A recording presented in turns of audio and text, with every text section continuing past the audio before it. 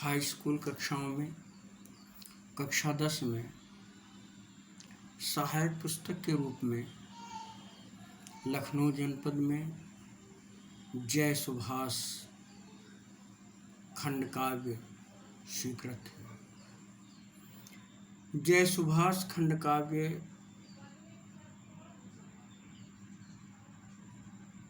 श्री विनोद चंद्र पांडे विनोद रचित खंड काव्य है। इस खंड काव्य में कुल 7 सर्ग हैं। इन 7 सर्गों में प्रसिद्ध स्वतंत्रता संग्राम सेनानी सुभाष चंद्र बोस का संपूर्ण जीवन वृत्त दिया गया है। इसे इस प्रकार से विभाजित किया गया है। पहले सर्ग में उनके जन्म से लेकर उनकी शिक्षा और प्रारंभिक राजनीतिक जीवन,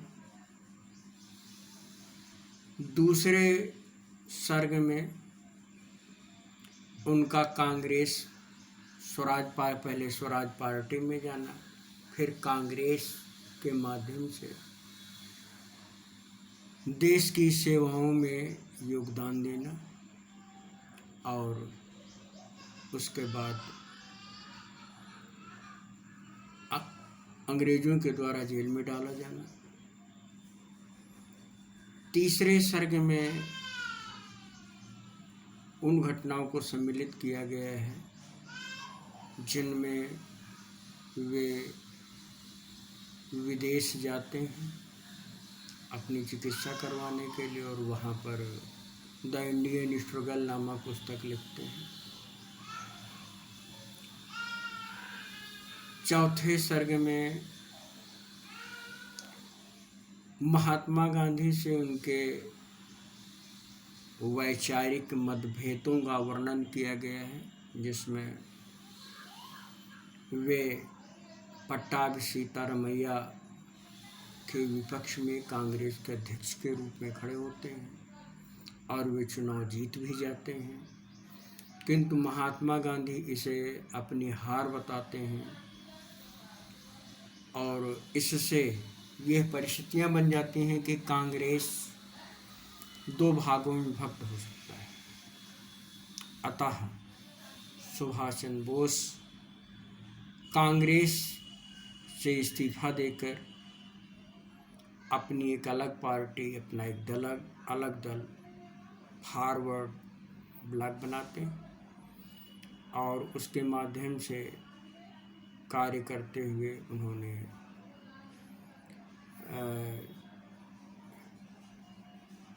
कलकत्ता में स्थित ब्लैक होल स्मारक हटवाया।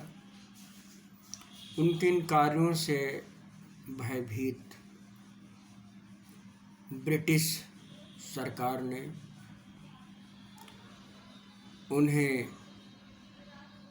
पहले जेल में डाला, फिर जन आंदोलन होने के कारण उन्हें उनके घर पर ही नज़रबंद कर दिया गया।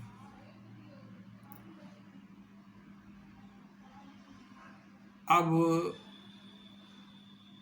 ये 5वें सर्ग की घटना है जिसमें वे नज़रबंदी से विभिन्न प्रकार से भारत से अफ़गानिस्तान और अफ़गानिस्तान से स्थल मार्ग से होते हुए जर्मनी पहुंचना और जर्मनी पहुंच कर के वहाँ हिटलर से मिलना, हिटलर से मिलने के बाद वहाँ से जापान के सम्राट हिरोहितो से मिलना, फिर सिंगापुर आना और सिंगापुर आकर आज़ाद हिंद फौज का गठन करना। छठे सर्ग में ये बताया गया है कि किस प्रकार आज़ाद हिंद फौज के माध्यम से उन्होंने रंगून की तरफ से भारत के पूर्वोत्तर क्षेत्र के राज्यों जो अंग्रेज़ों के अधीन थे आक्रमण किया, और यहाँ पर उन्होंने नागालैंड और पूर्वोत्तर के कुछ भागों को जीता। इसी समय वर्षा ऋतु होने के कारण उन्हें अपना विजय अभियान रोक देना पड़ा। इस विजय अभियान को रोकने के बाद भी जो अंग्रेज़ थे वे निरंतर वायुयानों के द्वारा युद्ध जारी रखे थे, जबकि आज़ाद हिंद फौज के सैनिक अपने विजित क्षेत्र की रक्षा में ही व्यस्त थे। 7वें सर्ग में बताया गया है कि जब मित्र सेनाओं ने जापान के हिरोशिमा और नागासाकी पर बम डाल दिया, समृद्ध नगर नष्ट हो गए, तो इससे धुरी राष्ट्रों ने आत्मसमर्पण का मन बनाया। ऐसे समय में आज़ाद हिंद फौज को संबोधित करके सुभाष चंद्र बोस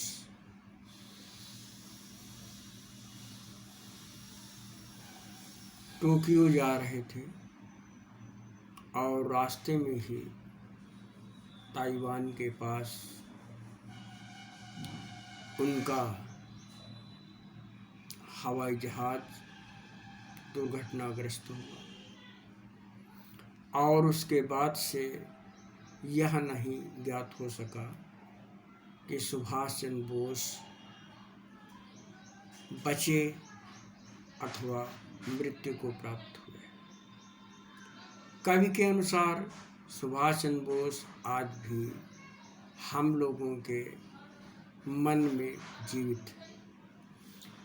आप लोगों से आग्रह है कि जय सुभाष नामक खंड काव्य कृति का सर्ग 1 से लेकर सर्ग 7 तक की कथा वस्तु को पढ़ लें, और साथ ही सर्ग 1 से पहले खंड काव्य की भूमिका में विभिन्न बातें बताई गई हैं, उनको भी समझ लें। क्योंकि खंड काव्य पर जो प्रश्न होते हैं वो 2 तरह के होते हैं। एक तो चरित्र चित्रण से संबंधित, वो मैं आप लोगों को कुछ लिखवा दूंगा, और दूसरे प्रकार के प्रश्न होते हैं जो सारांश पर आधारित होते हैं। तो यदि आप खंड काव्य को पढ़ लेंगे तो सारांश पर आधारित प्रश्न समझ सकेंगे। जैसे सुभाष चंद्र बोस का जन्म कहाँ हुआ था। इस खंड काव्य के अनुसार उनका जन्म उड़ीसा के कटक नगर में हुआ था। इनके पिता का नाम जानकी नाथ बोस और माता का नाम प्रभावती देवी था। तो आप लोग इस खंड काव्य को भली प्रकार पढ़ लें। अगर कहीं कुछ कठिन अंश हों तो उनको रेखांकित कर लें और उन्हें समय पर पूछ सकते हैं। धन्यवाद।